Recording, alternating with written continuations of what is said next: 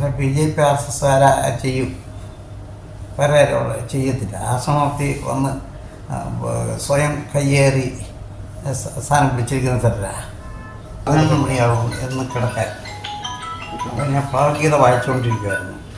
പുറത്തെ ഗ്രില്ല് കിടക്കാൻ നേരം അടയ്ക്കും.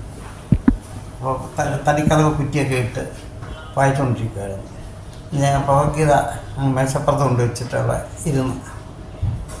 ഇരുന്നപ്പം കഥവിന് അടിക്കുകയും പിന്നെ സ്വിച്ച് മെയിൻ സ്വിച്ച് ഓഫാക്കി ലൈറ്റ് വെട്ടത്തിൽ കണ്ട് മുളക് പൊടി ആദ്യം കണ്ണി കൊണ്ടില്ല, കണ്ണാടി അടിച്ചങ്ങ് തെറിപ്പിച്ചിട്ട് കണ്ണാടി അടിച്ച് തെറിപ്പിച്ചിട്ട് പൊങ്ങായിക്ക് കുത്തിപ്പിടിച്ചിട്ടാണ്ട് ഇവിടെ ഏതാണ്ട് മുറിഞ്ഞേക്കുന്നത് ഏതാണ്ട് വെച്ച് കീറി, ഇവിടെയും കീറി ഇവിടെ പിടിച്ച് മുട്ടിച്ചു, പൊങ്ങായിക്ക് പിടിച്ചു.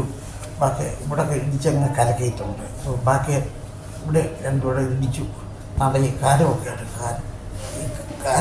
അടിച്ച് പറിച്ച് കാലിൻ്റെ നീരുമൊക്കെ ഉണ്ട്. പിന്നെ ആശ്രമത്തിൽ നിന്ന് പൊക്കോണം, പോലീസുകാരോട് പറഞ്ഞാൽ നിന്നെ കൊന്നു കളയും. അങ്ങനെ 3.5 പ്രാവശ്യം പറഞ്ഞു. നീ സ്ഥലം കാര്യമാക്കി പോകണം, ആശ്രമത്തിൽ നിന്ന് പൊക്കോണം, പോലീസുകാരോട് പറയാൻ നിന്നെ കൊന്നു കളയുമെന്ന് 3.5 പ്രാവശ്യം പറഞ്ഞു. ഞാൻ ചീത്തയൊന്നും വിളിച്ചിട്ടില്ല. ആരായത്?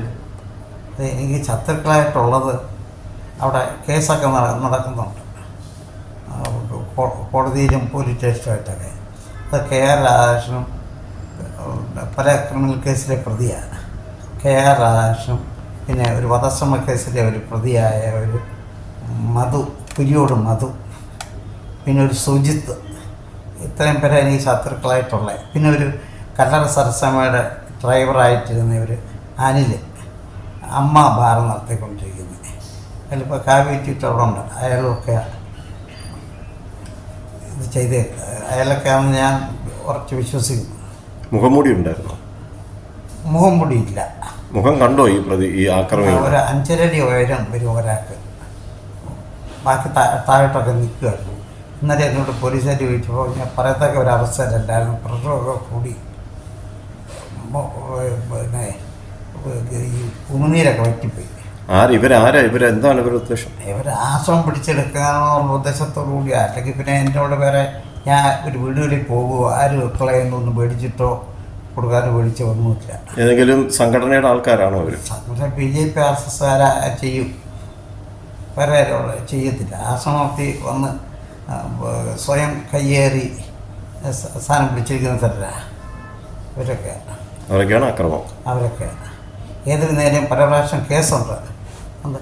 പേപ്പർ എൻ്റെ വക്കീലുണ്ട് തന്നിട്ടില്ല. അതിന്